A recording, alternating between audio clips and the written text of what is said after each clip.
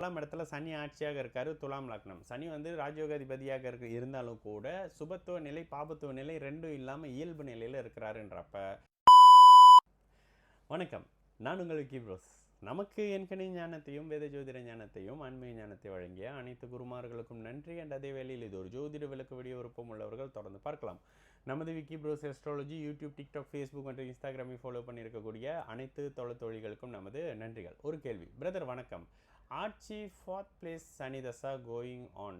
Okay, going on for துலாம் லக்னம். துலாம் லக்னத்துக்கு 4ஆம் இடத்துல சனி இருக்கிறாரு. Okay, and which is good for without extra சுபத்துவம் பாபத்துவம். வித்தவுட் எக்ஸ்ட்ரா சுபத்துவம் பாபத்துவம் இயல்பு சனி சரவிட்டு சனி கேட்குறீங்க. இஃப் ராசிநாதன் ஆல்சோ சனி, ராசிநாதன் ஆல்சோ சனி, நீச்சம் இன் கோச்சாரம், how will be in this time. Okay, என்ன கேட்குறீங்க?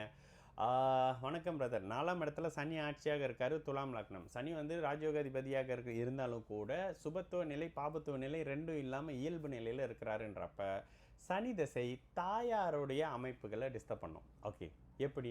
நீங்கள் தாயாரை விட்டு தள்ளி போகிறீங்களா, இல்லை உங்கள் தாயார் தள்ளி போகிறாங்களா, தாயாருடைய ஆரோக்கிய அமைப்புகளா, உயிர்காரக அமைப்புகள் முதல்ல டிஸ்டர்ப் ஆகும். ஓகேங்களா? இந்த இடத்துல வேறு என்னத்தை நம்ம பார்க்கணும்? சந்திரனுடைய நிலையை பார்க்கணும். சந்திரனும் கடகமும் எப்படி இருக்கிறாங்க? சந்திரனுடைய இயல்பு நல்லா இருக்கு.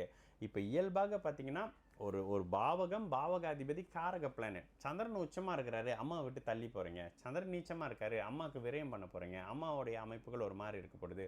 கூடுதலாக 10ஆம் இடத்தோட தொடர்பில் சந்திரனுடைய வீட்டை கூட சனி பார்ப்பார் இந்த இடத்துல. அப்போ கடகத்தையும் சனி பார்க்குறாரு, லக்னத்தையும் சனி பார்க்குறாருன்ற அமைப்புகள் வரும்.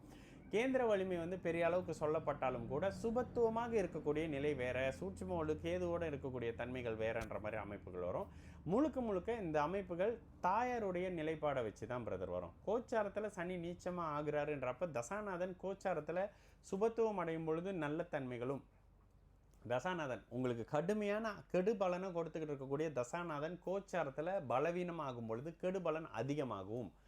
நல்ல பலனை கொடுத்துக்கிட்டு இருக்கக்கூடிய ராஜயோகாதிபதி கெட்டு போகும்போது நல்ல பலன் குறையக்கூடிய அமைப்புகளும், கடுமையான மோசமான கெட்ட பலனை கொடுத்துக்கிட்டு இருக்கிற தசாநாதன் கோச்சாரத்தில் ராகு சனி செவ்வாயோடு இணையக்கூடிய அமைப்புகளில் இன்னும் கடுமைகள் அதிகமாகும்.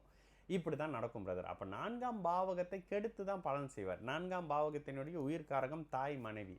அதற்கு அடுத்த நிலையாக படிப்பு சம்மந்தப்படுறது, வீடு வாகன அமைப்புகள்ன்ற மாதிரியான தன் சுக அமைப்புகளும். இந்த இடத்துல சனி 4 இருந்தால் 10 பார்ப்பார். சனியினுடைய தொழில் அமைப்புகள்ன்ற மாதிரியான தன்மைகள் வரும்.